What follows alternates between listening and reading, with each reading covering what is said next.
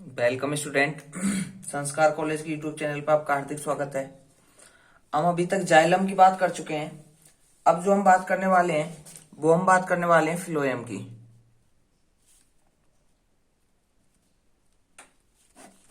Phloem की अगर हम बात करते हैं तो फ्लोएम को जो नागेली नामक एक वैज्ञानिक थे, नागेली नामक वैज्ञानिक ने इनको पोषबाहा नाम दिया था। कौन सा नाम दिया था? पोषबाहा। पोषबाहा नाम रखा था क्योंकि ये होता क्या है कि कार्बनिक पदार्थ, जैसे कि हमने जब जाइलम की बात कर रहे थे तो जाइलम का मुख्य कार्य क्या था? जाइलम का मुख्य कार्य था जल एवं खनिज लवणों का स्थानांतरण या अवशोषण। जो जैसे ही जल के अगर अवशोषण की बात करें तो जड़ों से और पत्ती के जो ऊपर तक के जो शाखाएं होती हैं, पत्तियों तक जो जल को पहुंचाने का कार्य करता है वो कौन करता है? जाइलम करता है। लेकिन जो पत्तियों में जो भोजन का निर्माण होगा, पत्तियों में जो भोजन का निर्माण होगा, उस भोजन को जो पादप के प्रत्येक भाग तक जो पहुंचाने का काम करता है वो काम कौन करता है? फ्लोएम करता है। ठीक है, तो इसका अगर हम नागेली ने इसे क्या नाम दिया था? पोषबाह। क्योंकि ये कार्बनिक पदार्थों को, कौन से पदार्थ? कार्बनिक पदार्थों को एक स्थान से दूसरे स्थान पर पहुंचाते हैं। एक स्थान से दूसरे स्थान पर पहुंचाने का काम कौन करता है? ये फ्लोएम करता है। ठीक है, अब यहां पे क्या है तो जो ये कार्बनिक पदार्थ हैं, अब इन कार्बनिक पदार्थों की अधिकता कहां पे होती है? इन कार्बनिक पदार्थों की अधिकता पत्ती में होती है। क्योंकि पत्ती में क्या है? भोजन का निर्माण होगा। प्रकाश संश्लेषण की क्रिया के द्वारा यहाँ पे किसका निर्माण हो जाएगा? भोजन का। जैसे ही यहाँ पे भोजन का निर्माण होगा तो यहाँ पे कार्बनिक पदार्थों की सांद्रता क्या हो जाएगी? अधिक। तो ये क्या है कि अधिक सांद्रता से और अधिक सांद्रता से कम सांद्रता की ओर, अधिक सांद्रता से कम सांद्रता की ओर इनका क्या हो जाएगा? स्थानांतरण। ठीक है, तो फ्लोएम के द्वारा क्या है? कार्बनिक पदार्थों का स्थानांतरण हो रहा है। और जैसे कि हमने जब जाइलम की बात की थी तो जाइलम भी 4 अवयवों से मिलकर बना था। उसी प्रकार फ्लोएम भी, जो फ्लोएम है, फ्लोएम में भी कितने हैं? 4 प्रकार की कोशिकाएं होती हैं। 4 प्रकार की सेल से मिलकर बना होता है। और जो ये सभी सेल हैं, इनकी जो उत्पत्ति है, इनकी उत्पत्ति उत्पत्ति एक समान, उत्पत्ति एक समान, कार्य इनके क्या होते हैं? कार्य कैसे होते हैं? इनके अलग अलग होते हैं।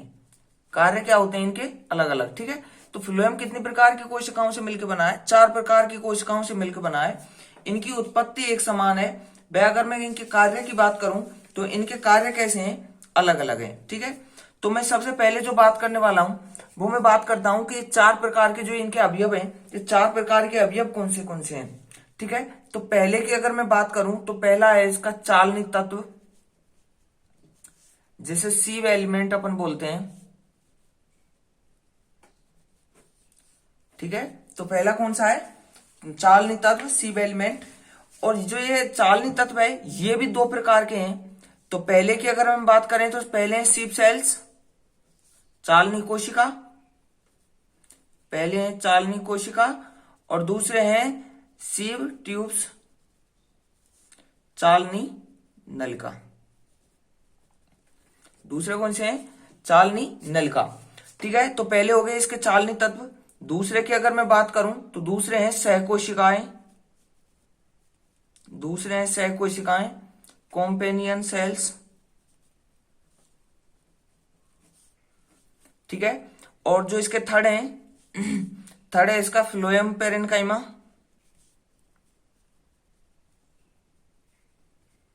और फोर्थ है इसका फ्लोएम फाइबर्स। ठीक है, तो जब हम जाइलम की बात कर रहे थे तो जाइलम में क्या है कि जो उसकी जाइलम में क्या था कि जो उसकी ट्रैकेट्स थी, बेसल्स थी और जो फाइबर्स थे, ये तीनों कैसे थे वहां पे? ये मृत थे। और एक जो उसका जाइलम पेरेन्काइमा था वो कैसा था? जीवित था। यहां भी क्या है कि जो ऊपर की जितनी भी ये 3 जो संरचना है या 3 कोशिकाओं की अगर मैं बात करूं, चालनी तत्व, सहकोशिका, फ्लोएम पेरेन्काइमा, ये यहाँ पे कैसी अवस्था में पाए जाते हैं? जीवित होते हैं यहाँ पे। ठीक है, और जो फ्लोएम फाइबर्स है ये कैसा होता है? मृत। ठीक है, तो हम जब जाइलम की बात कर रहे थे तो वहां पे 3 थे। ट्रैकिस वेसल्स और जो उसका था ये जाइलम फाइबर्स थे, ये तीनों मृत थे। और जो जाइलम पेरेन्काइमा था वो जीवित अवस्था में था। लेकिन यहाँ पे 3 जीवित अवस्था में और 1 कैसे अवस्था में, मृत अवस्था में है। ठीक है, तो यहां तक की अपन बात कर चुके हैं। अब अगर मैं बात करता हूं, अब मैं बात करता हूं फ्लोएम की उत्पत्ति की। फ्लोएम की उत्पत्ति की, तो फ्लोएम की अगर हम उत्पत्ति की बात करें तो जो प्राइमरी, ये 2 प्रकार का निर्माण होता है इसके, एक प्राइमरी फ्लोएम, एक है सेकेंडरी फ्लोएम। तो अगर मैं प्राइमरी फ्लोएम की बात करूं तो इसका निर्माण होता है प्रोकेम्बियम से। इसका निर्माण कहां से होता है? प्रोकेम्बियम से। ठीक है, प्रोकेम्बियम को अपन बोल देते हैं प्राकेदा। कहां से होता है? प्राकेदा से। ठीक है, अगर मैं सेकेंडरी फ्लोएम की बात करूं तो सेकेंडरी फ्लोएम का निर्माण कहां से होता है? इसका निर्माण होता है कैम्बियम से। ठीक है, एदा से। तो इसका निर्माण कहां से हो जाएगा? इसका निर्माण हो जाएगा एदा से। और जो अब हम बात कर रहे हैं प्राइमरी फ्लोएम की, तो प्राइमरी फ्लोएम का निर्माण कहां से हो रहा है? प्राइमरी जो फ्लोएम है इसका निर्माण प्रोकेम्बियम से हो रहा है, और सेकेंडरी फ्लोएम का निर्माण कहां से हो रहा है? कैम्बियम या एदा से। ठीक है, अब बात करते हैं अपन कि जैसे अपन जाइलम की बात कर रहे थे तो वहां भी हम बात कर रहे थे कि जाइलम में जो निर्माण होता है उसमें जो सर्वप्रथम जिस जाइलम का निर्माण होगा उसे बोल रहे थे अपन प्रोटोजाइलम। ऐसे ही यहाँ पे जो सबसे पहले जो फ्लोएम बनेगा उसे बोलते हैं अपन, उसे बोलते हैं प्रोटोफ्लोएम।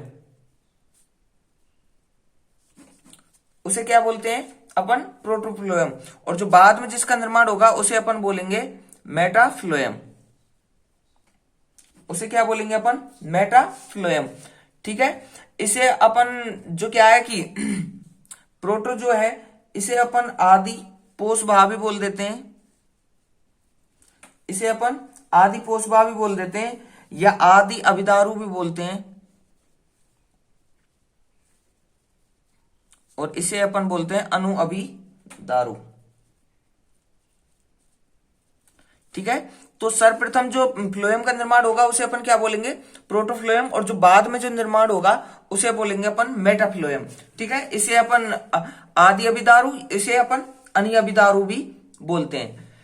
ठीक है, तो यहां तक की हम बात कर चुके हैं primary phloem, secondary phloem. Primary phloem का निर्माण कहां से हो रहा है? प्रोकेम्बियम से, प्राकेदा से। और सेकेंडरी फ्लोएम का निर्माण कहां से हो रहा है? कैम्बियम से। ठीक है, अब जो हम बात करने वाले हैं तो इसके बाद में जो हम बात करते हैं, इसके बाद में हम बात करते हैं कि अब इनकी बात करते हैं जो इसके अवयव हैं। तो इसमें सबसे पहले जो अवयव है उसकी बात अपन करते हैं। सबसे पहले हम बात करते हैं चालनी तत्व, सीव एलिमेंट की।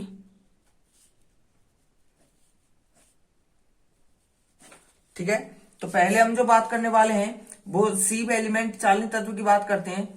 ठीक है, तो अगर मैं बात करूं फ्लोएम का जो प्रमुख भाग है, जो फ्लोएम का जो सबसे प्रमुख भाग है वो कौन होता है? चालनी तत्व ही होते हैं। इनके द्वारा क्या होता है कि इनके द्वारा एक कोशिका से, एक सेल से दूसरी सेल में भोजन का क्या होता है? भोजन का स्थानांतरण होता है। यहां से क्या होता है? भोजन का स्थानांतरण कहां से किधर से किधर होता है? एक कोशिका से दूसरी कोशिका की ओर होता है। ठीक है, अब ये जो क्या है कि अगर हमने जो चालनी तत्व की बात कर रहे थे, ये 2 प्रकार, ये 2 अवयवों से मिलकर बना हुआ है। अगर मैं इसमें पहली बात करूं तो पहला है हमारा सीव सेल्स या चालनी कोशिकाएं। इसमें पहला है चालनी कोशिकाएं,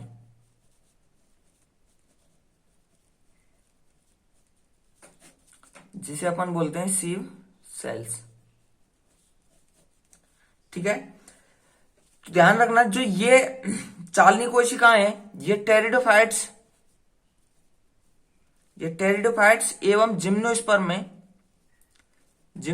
में पाई जाती हैं। टेरिडोफाइट्स में जिम्नोस्पर्म में पाई जाती हैं। और इनकी जो संपूर्ण भित्ति है, इनकी संपूर्ण भित्ति कैसी होती है? छिद्रित होती है। कि संपूर्ण भित्ति पे क्या पाए जाते हैं? छिद्र उपस्थित होते हैं। अतः इन्हें क्या बोलते हैं अपन? छिद्र उपस्थित होते हैं, अतः इन्हें चालनी कोशिकाएं कहते हैं अपन इन्हें। चालनी कोशिकाओं की जो भित्ति पर जो छिद्र युक्त जो क्षेत्र होता है, चालनी कोशिकाओं पे जो छिद्र युक्त जो जो क्षेत्र होगा, जैसे ये कोई कोशिका है, इस पे जो जहां छिद्र होंगे उस छिद्र युक्त कोशिका को, उस छिद्र युक्त जो क्षेत्र है उस क्षेत्र को अपन बोलते हैं सीब एरिया या छिद्र युक्त क्षेत्र। तो उसे अपन क्या बोलते हैं? छिद्र युक्त क्षेत्र बोलते हैं उसे। ठीक है। अब हम जो बात करने वाले हैं, चालनी कोशिकाओं की हम बात कर चुके हैं।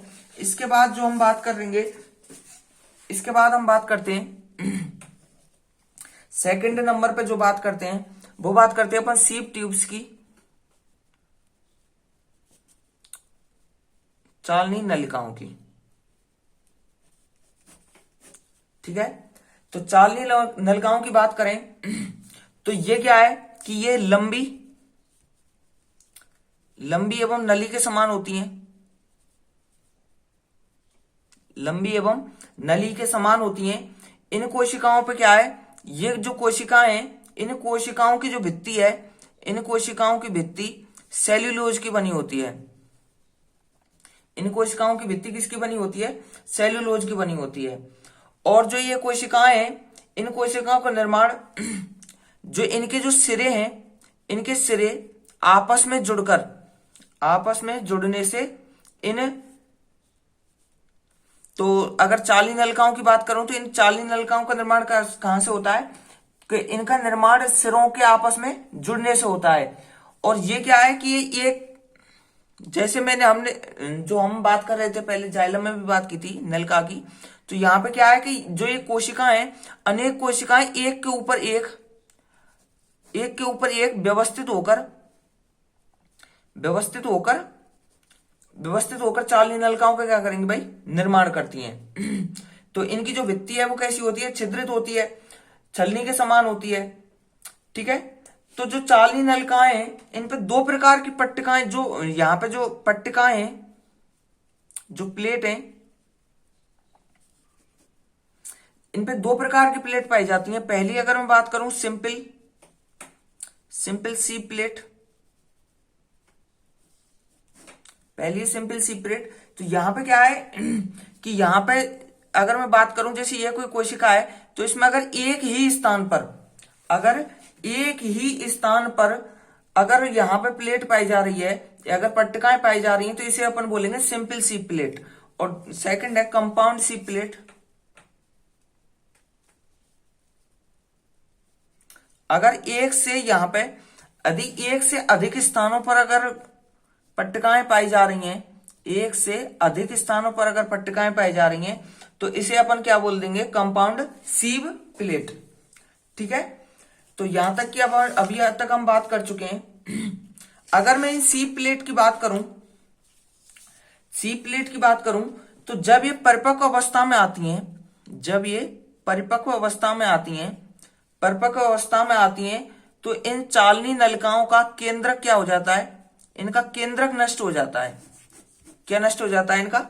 इनका केंद्रक नष्ट हो जाता है। यहां पे इनका केंद्रक नष्ट हो जाता है। अतः इनका जो नियंत्रण है फिर किया जाता है सहकोशिकाओं के द्वारा। किसके द्वारा? सहकोशिकाओं के द्वारा, कंपोनियन सेल्स के द्वारा किया जाता है। अतः इन्हें दोनों को अपन, अगर हम चालनी नलिका और सहकोशिकाओं की बात करें, तो इन्हें आपस में इनका जो रिलेशन है, इनको अपन सिस्टर्स, इनके आपस में दोनों को जुड़वा बहन या जुड़वा सेल्स बोल देते हैं इन्हें, क्योंकि इनको अपन जुड़वा सेल्स बोल देते हैं। सहकोशिका और चालनी नलिका की अगर हम बात करें, तो इनको अपन क्या बोलते हैं? इनको जुड़वा कोशिकाएं बोलते हैं या सिस्टर सेल्स बोल देते हैं। ठीक है। और अगर हम बात करें कि जो ये चालनी नलिकाएं, ये घुलित अवस्था में भोजन का स्थानांतरण करती हैं। कैसी अवस्था में? घुलित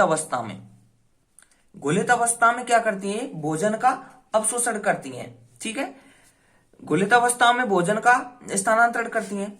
जैसे ही शरद ऋतु आती है, तो शरद ऋतु में यहां पे क्या है कि जो ये चालनी पट्टिकाएं हैं, शरद ऋतु में जो ये चालनी पट्टिकाएं हैं, इन पर कैलोज नामक कार्बोहाइड्रेट का कैलोज नामक कार्बोहाइड्रेट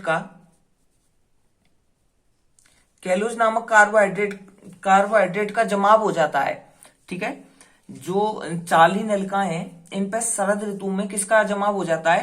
कैलोज नामक कार्बोहाइड्रेट का जमाव हो जाता है। कैलोज नामक कार्बोहाइड्रेट का जमाव होने के कारण इन पर एक परत का निर्माण होता है जिसे अपन कैलस परत बोलते हैं। कौन सी परत बोलते हैं अपन? कैलस परत बोलते हैं इसे। कौन सी परत बोलते हैं? कैलस परत बोलते हैं। कैलस परत के निर्माण के कारण ये क्या है? कैलस परत के निर्माण के कारण ये पट्टिकाएं जो ये भोजन का जो स्थानांतरण करती थी या कार्बनिक पदार्थों का जो स्थानांतरण करती थी, वो स्थानांतरण करना क्या कर देती हैं? ये बंद कर देती हैं। क्या कर देती हैं? तो शरद ऋतु में इन पे कैलस परत के निर्माण के कारण इन जो चालनी पट्टिकाएं हैं इन पे कौन सी? कैलोज नामक कार्बोहाइड्रेट कारण कैलस परत का निर्माण होता है। उस कैलस परत के निर्माण के कारण ये क्या कर देती हैं कि ये जो अपना कार्बनिक पदार्थों का जो स्थानांतरण करती थी उसे क्या कर देती हैं? बंद कर देती हैं। ठीक है, कैलस परत के निर्माण के कारण। जैसे ही यहां पे बसंत ऋतु आती है, जब यहां पे बसंत ऋतु आती है तो बसंत ऋतु में क्या है? ये जो कैलस परत है, ये कैलस परत क्या होती है? ये कैलस परत घुल जाती है। क्या हो जाती है? घुल जाती है। तो जैसे ये कैलस परत घुलेगी तो इनके जो छिद्र हैं, जो छिद्र क्या हैं? छिद्र खुल जाएंगे। छिद्र क्या हो जाएंगे? खुल जाएंगे। और जैसे ही छिद्र इनके खुलेंगे तो ये नलिकाएं पुनः कार्य करना क्या कर देती हैं? पुनः कार्य करने लगती हैं। ठीक है, तो ध्यान देने वाली बात क्या है यहाँ पे कि जो हम बात कर रहे थे इन जो चालनी नलिकाएं हैं, इन चालनी नलिकाओं पर किसका जमाव हो जाता है? एक कैलोज नामक कार्बोहाइड्रेट के जमाव के कारण इन पर क्या बन जाता है? कैलस परत का निर्माण हो जाता है। और जब ये कैलस परत का निर्माण होगा तो इस कैलस परत के निर्माण के कारण ये क्या है? भोजन का स्थानांतरण या कार्बनिक पदार्थों का स्थानांतरण नहीं कर पाती हैं। और जैसे ही बसंत ऋतु आती है कैलस परत क्या हो जाती है? घुल जाती है। और घुलने की वजह से फिर क्या है? छिद्र खुल जाएंगे और ये पुनः अपना कार्य करना क्या कर देंगी? प्रारंभ कर देती हैं। ठीक है, और अगर किन्हीं नलिकाओं पर अगर कैलस परत स्थायी हो जाती है, कैलस स्थायी हो जाता है, कैलस अगर स्थायी हो जाता है तो ये क्या है? ये फिर कैसी अवस्था में आ जाती है? निष्क्रिय अवस्था में ही हो जाती है। ठीक है, और अगर मैं इनकी उपस्थिति की बात करूं तो एक चीज ध्यान रख लेना कि जो ये है, ये क्या है? ये अधिकांश आवृत बीजियों में क्या होती है? ये आवृत बीजियों में पाई जाती हैं। कहां पे पाई जाती हैं? आवृत बीजियों में पाई जाती हैं। आवृत बीजियों में पाई जाती हैं। बैक्टेरिडोफाइट्स व जिम्नोस्पर्म में अनुपस्थित होती हैं। और अगर मैं इनके कार्य की बात करूं तो इनका कार्य क्या है? भोजन का संवहन करना। तो इनका कार्य क्या है भाई? भोजन का संवहन करना। ठीक है, तो जो अभी तक हमने बात किया वो फ्लोएम के बारे में बात किया। फ्लोएम के बारे में जो हमने सबसे पहली बात की है वो सीव एलिमेंट या चालनी तत्व के बारे में बात की है। और चालनी तत्व की जो दो हैं, जो चालनी ट्यूब्स और अभी तक हम इनका दोनों की अपन बात कर चुके हैं। चालनी कोशिका और चालनी नलिका दोनों की बात कर चुके हैं। तो आप यहां से एक बार लिखना प्रारंभ करिएगा। यहां से लिखना प्रारंभ करना। पहली जो हेडिंग करनी है आपको फ्लोएम हेडिंग कर लेना। फ्लोएम बास्ट या लेप्टोम। फ्लोएम यहां से फ्लोएम, इसे बास्ट या लेप्टोम, ये हेडिंग कर लेना। और इसमें लिखना नागेली नामक वैज्ञानिक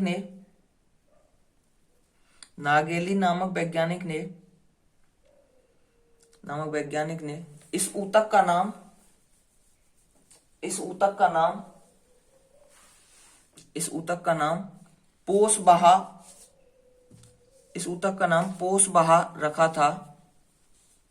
पोषबाहा रखा था। क्योंकि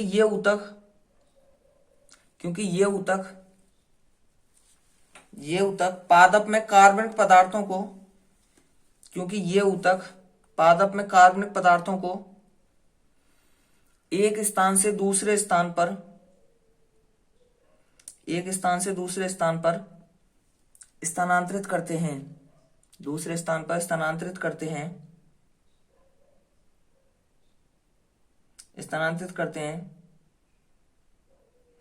इस प्रकार कार्बनिक पदार्थों के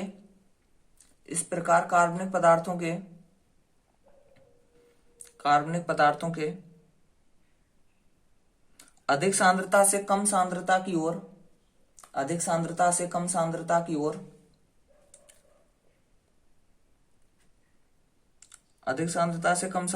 ओर प्रवाह को स्थानांतरण या ट्रांसलोकेशन या स्थानांतरण कहते हैं।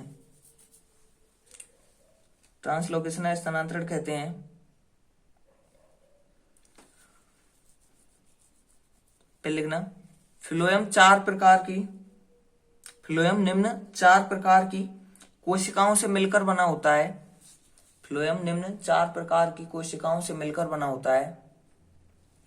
कोशिकाओं से मिलकर बना होता है। इन कोशिकाओं की उत्पत्ति एक समान व कार्य अलग अलग होते हैं। फ्लोएम निम्न 4 प्रकार की कोशिकाओं से मिलकर बना होता है। इन सभी कोशिकाओं की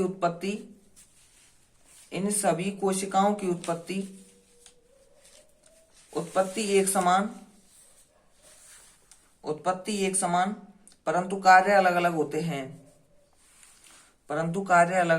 हैं। इन चारों ऊतकों का आप नाम लिख लेना। चालनी तत्व सीब एलिमेंट, इसमें 2 लिख लेना, ये 2 प्रकार का है। चालनी कोशिका सीब सेल्स, सीब ट्यूब्स, चालनी नलिका, फिर सहकोशिका companion cell, phloem parenchyma, phloem fibres. ठीक है, ये लिख लेना। और फिर इसके लिखना फ्लोएम की, जो इसके नीचे एडिंग करना फ्लोएम की या ओरिजिन ऑफ फ्लोएम या फ्लोएम की उत्पत्ति।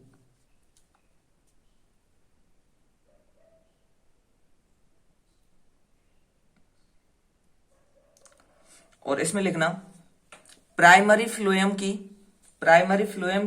उत्पत्ति। प्राइमरी फ्लोएम की उत्पत्ति प्रोकेम्बियम से होती है।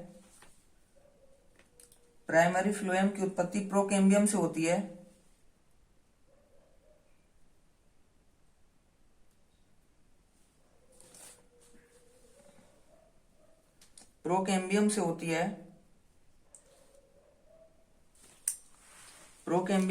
है। प्राइमरी फ्लोएम का वह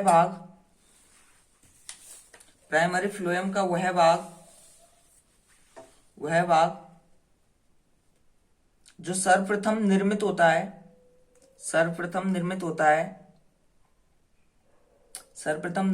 है उसे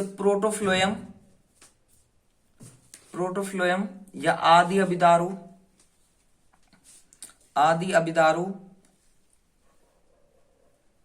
तथा बाद में बनने वाला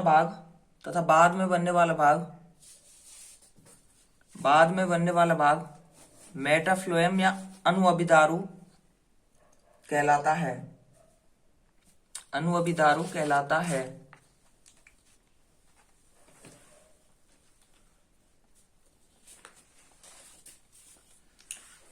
अब इसमें एडिंग करना, पहली जो 4 अवयव है उनमें 4 अवयव में से सबसे पहले एडिंग कर लेना चालनी तत्व सीब एलिमेंट। पहली एडिंग कर लेना चालनी तत्व सीब एलिमेंट। और इसमें लिखना ये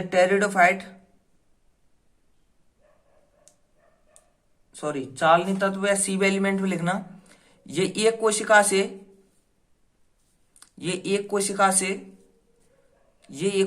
दूसरी कोशिका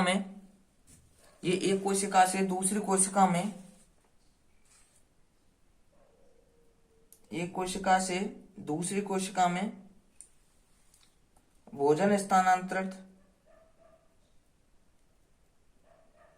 भोजन स्थानांतरण करने का कार्य करती हैं।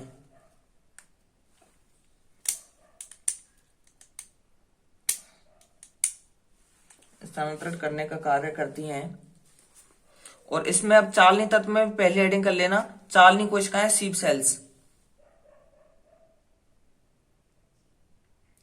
चालनी कोशिकाएं सीप सेल्स हेडिंग कर लेना। और इसमें लिखना ये टेरिडोफाइट एवं जिम्नोस्पर्म में, ये टेरिडोफाइट एवं जिम्नोस्पर्म में, टेरिडोफाइट एवं जिम्नोस्पर्म में पाई जाती हैं, पाई जाती हैं। इन कोशिकाओं की, इन कोशिकाओं की संपूर्ण भित्ति पर, इन कोशिकाओं की संपूर्ण भित्ति पर छिद्र उपस्थित होते हैं, संपूर्ण भित्ति पर छिद्र उपस्थित होते हैं, छिद्र उपस्थित होते हैं। अतः इन्हें चालनी कोशिकाएं कहते हैं, अतः इन्हें चालनी कोशिकाएं कहते हैं।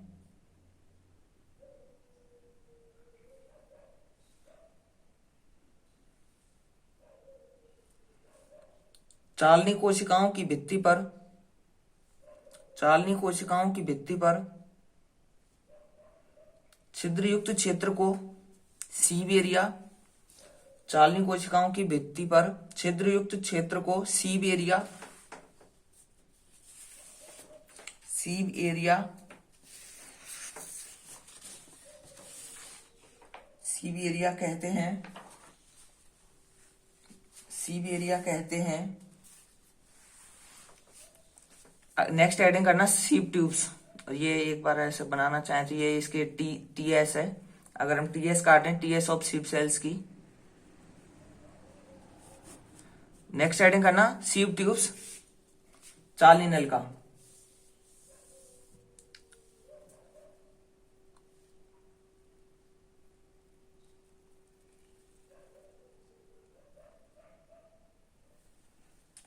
इसमें लिखना इन कोशिकाओं का निर्माण, इन कोशिकाओं का निर्माण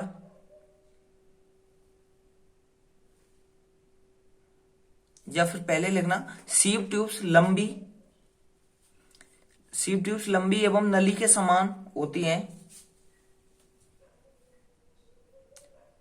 सीप ट्यूब्स लंबी एवं नली के समान होती हैं और इनकी कोशिका भित्ति सेलुलोज की बनी होती है, इनकी कोशिका भित्ति सेलुलोज की बनी होती है,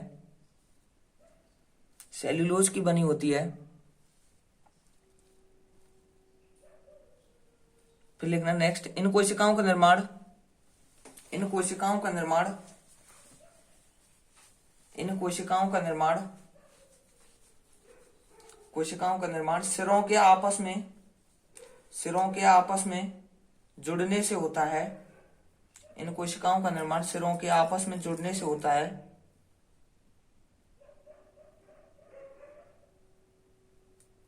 आपस में जुड़ने से होता है। ये कोशिकाएं एक के ऊपर एक व्यवस्थित रहती हैं, ये कोशिकाएं एक के ऊपर एक व्यवस्थित रहती हैं।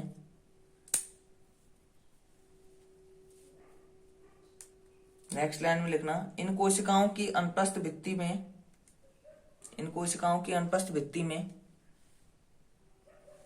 इन कोशिकाओं की अनुप्रस्थ भित्ति में अनेक छिद्र पाए जाते हैं,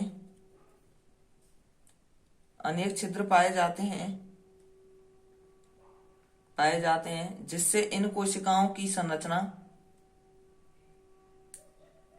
जिससे इन कोशिकाओं की संरचना छलनी के समान हो जाती है, जिससे इन कोशिकाओं की संरचना छलनी के समान हो जाती है।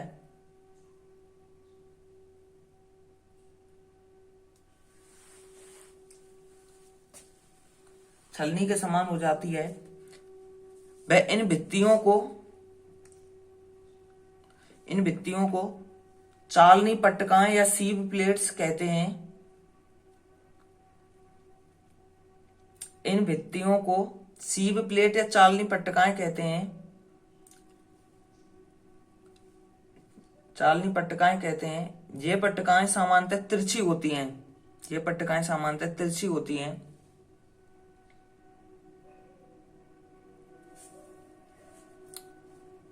ये पट्टिकाएं सामान्यतः तिरछी होती हैं। नेक्स्ट लाइन में लिखना चालनी पट्टिकाएं दो प्रकार की होती हैं।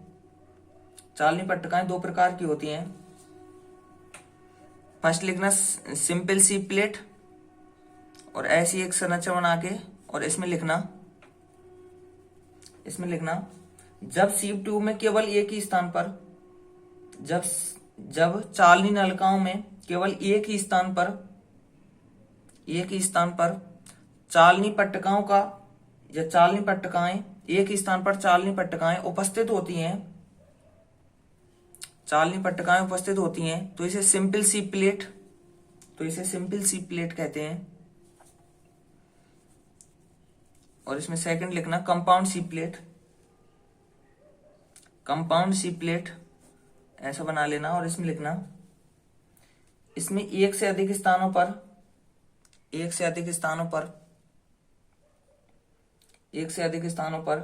चालनी छिद्र उपस्थित होते हैं। इसमें एक से अधिक स्थानों पर चालनी छिद्र उपस्थित होते हैं।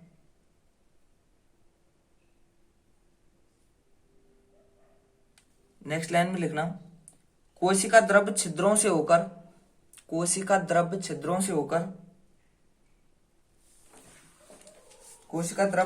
होकर एक कोशिका से दूसरी कोशिका में आता है।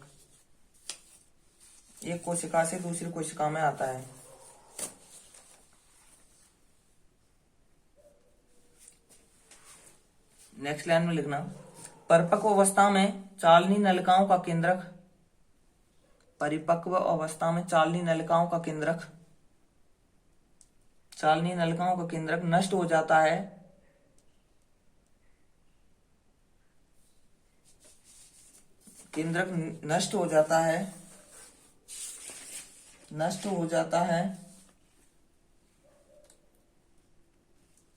नष्ट हो जाता है। अतः इन कोशिकाओं की कार्य प्रणाली पर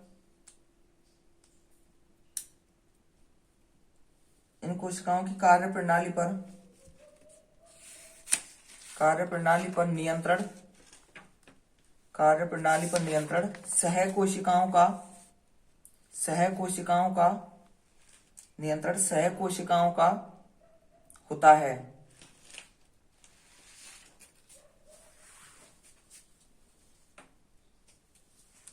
और कहीं यहीं पर नोट करके लिख लेना चालनी नलिका व सह कोशिकाएं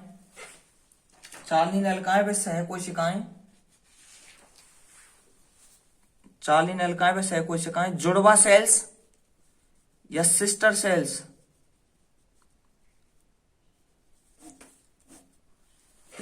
कहलाती हैं। नेक्स्ट लाइन में लिखना ये नलिकाएं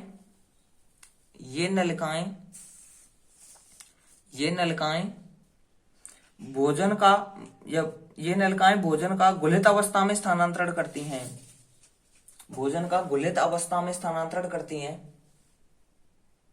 गुलित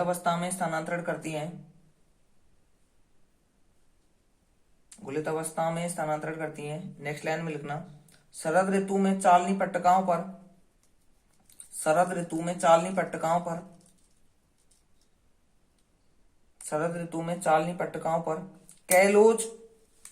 कैलोज नामक कार्बोहाइड्रेट जम जाने से कैलस नामक परत निर्मित हो जाती है।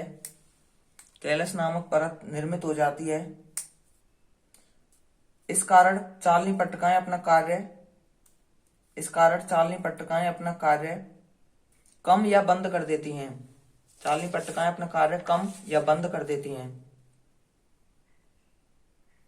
नेक्स्ट लाइन में लिखना बसंत ऋतु आने पर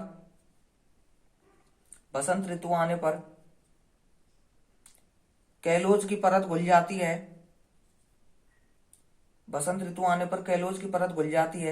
जिससे छिद्र खुल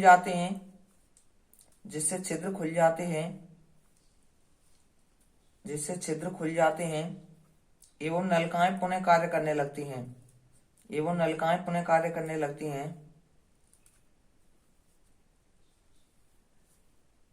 नेक्स्ट लाइन में लिखना, जिन चालनी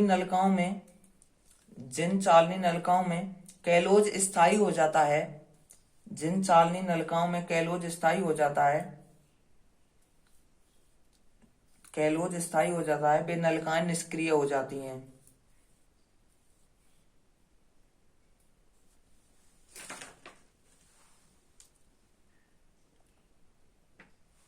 नेक्स्ट लाइन में लिखना, चालनी नलिकाएं आवृत बीजियों में पाई जाती हैं, चालनी नलिकाएं आवृत बीजियों में पाई जाती हैं, आवृत बीजियों में पाई जाती हैं बैक्टेरियोफाइट्स एवं जिम्नोस्पर्म में, बैक्टेरियोफाइट्स व जिम्नोस्पर्म में एवं टेरिडोफाइट्स व जिम्नोस्पर्म में अनुपस्थित होती हैं।